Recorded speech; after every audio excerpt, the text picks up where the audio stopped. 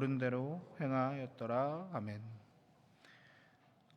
우리가 오늘 읽을 사사기 말씀은 17장부터 21장까지 전체 내용은 그 사사기를 쭉 조망할 수 있는 큰 두 가지 에피소드로 기록되어 있습니다. 17장, 18장은 종교적으로 타락한 마가와 단지파의 우상숭배 사건이 기록되어 있고, 19장부터 21장까지 말씀은 이스라엘의 도덕적인 타락을 보여주고 동족 상장 간의 비극이 기록되어 있는 본문입니다.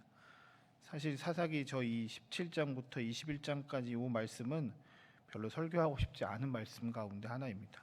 성경에 이런 내용들이 있어라고 할 정도로 굉장히 마음이 아픈, 어떻게 이런 일들이 있을 수 있으라고 하는 일들이 많이 있습니다. 짧게 설명을 하자면 레위인 한 사람이 있었는데 그 사람에게 첩이 하나 있었습니다. 그러니까 두 번째, 세 번째 아내였던 것 같습니다. 그 아내가 근데 행음을 해서 남편이 이렇게 쫓아냈습니다. 다시 처가댁으로 갔죠.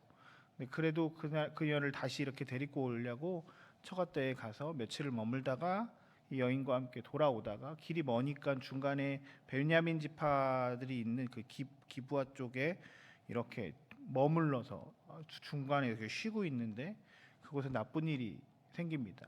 소돔과 고모라에서 있었던 것처럼 그 불량배들이 그 여자를 막 달라고 협박하고 그래서 그 여자를 끌고 나갔고 나쁜 일을 당하고 그 여자가 죽게 됩니다. 그 남자는 화가 났는지 어떤지 모르겠지만 그 첩의 시체를 토막을 내어서 각 지파에다 이걸 보내서 내가 이런 일을 당했다라는 이야기를 알리고 전체적으로 회의가 열리죠. 이런 일들이 어떻게 있을 수 있느냐라고 하면서 총회가 열렸는데 그 총회에 베냐민 지파가 참석하지 않고 이 벌칙들에 대해서 받아들이지 않습니다.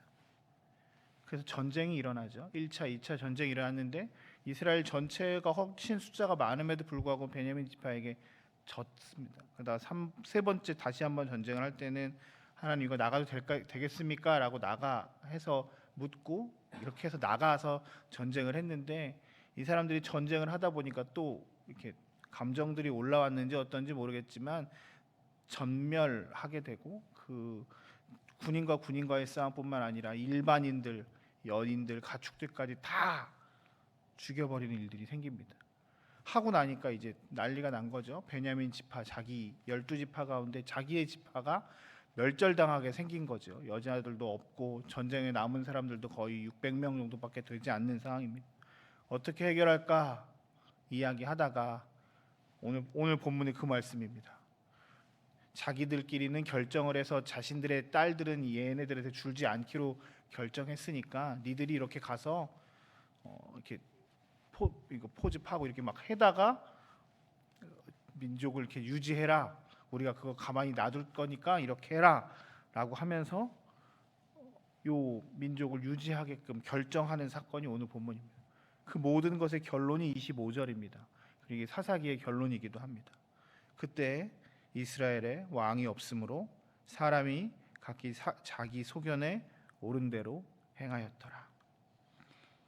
오늘 말씀을 보면서 저는 두 가지 정도로 하나님의 은혜를 나누고자 합니다. 첫 번째는 하나님을 떠난 자들의 모습은 악하다는 것이 성경에 기록되어 있습니다. 성경이 아니라 다른 어떤 것에서도 지금 제가 쭉 얘기했던 사사기 21장, 17장부터 21장까지 그 내용은 이게 지금 성경에 기록되는 것이 맞을까라고 할 정도로 처참한 모습입니다. 윤리적으로도 그리고 이 모든 상황들이 말이 안 되는 것 같은 일이 있습니다. 개인이 타락했고 유다 지파의 여인이 행음했고 집단으로 강간하고 폭행하는 일들이 있고 민족 간의 전쟁이 있고 이거 전쟁을 넘어서서 사람들의 살육이 있고 또 한 지파를 유지하고자 또 다른 사람들의 아픔을 또 하게 하는 이 모든 일들이 참담함을 그리할 수 없습니다.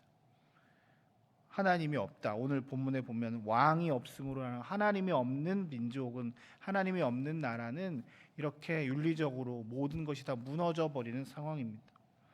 그런데 지금 우리가 살고 있는 세상도 별반 다르지 않는 것 같아 참 마음이 아픕니다. 그리스도인들이 있다라고 하지만 교회가 잘 서 있지만 그럼에도 불구하고 우리 사회가 이렇게 어려운 일들을 당할 때도 참 많이 있습니다. 분명한 것은 이 땅의 주인이 하나님이심을 우리가 늘 고백하며 하나님의 통치를 사모하며 살아가는 사람들이 되어야 할 것입니다. 하나님이 없이는 우리 가정이, 우리 개인이, 이 나라가, 우리 교회가 무너지고 쓰러질 수밖에 없음을 우리는 늘 깨달아야 합니다. 사사기에서 하나님께서 왕이 없을 때 어떻게 이렇게 처참한 모습을 보이는지, 하나님의 선택받은 사람들이 어떻게 무너질 수 있는지를 보여주심으로 우리에게도 경고하십니다. 너의 삶의 주인이 누구냐? 너의 가정의 주인이 누구냐?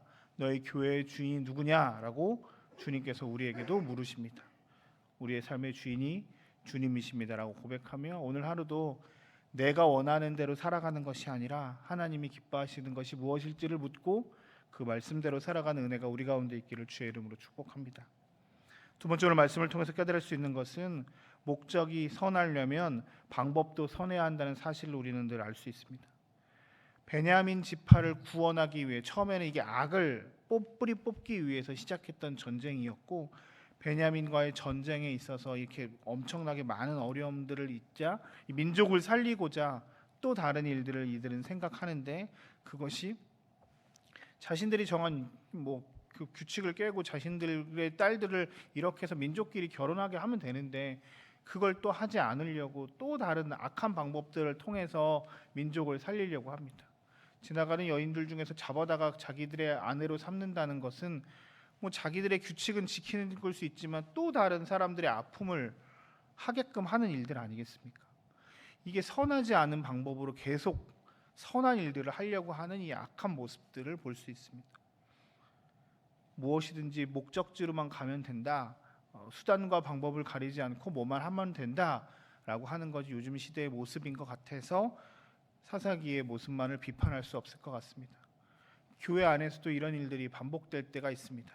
좋은 일들을 위해서는 그냥 그 과정들은 은혜로 덮고 가는 것이 좋은 일인 것 같습니다 라고 이야기하고 생각할 때도 있습니다. 목적이 성하려면, 하나님의 일들을 감당하려면 그 과정도 선해야 합니다. 하나님의 은혜가 결과론적으로만 좋은 것이 아니라 그 방법적으로도 선해야 한다고 오늘 주님께서는 말씀하십니다. 우리의 삶에서도 마찬가지입니다. 좋은 일을 하고 우리의 삶이 좋아지려면 그 과정과 방법도 하나님의 방법과 뜻에 맞아야 합니다.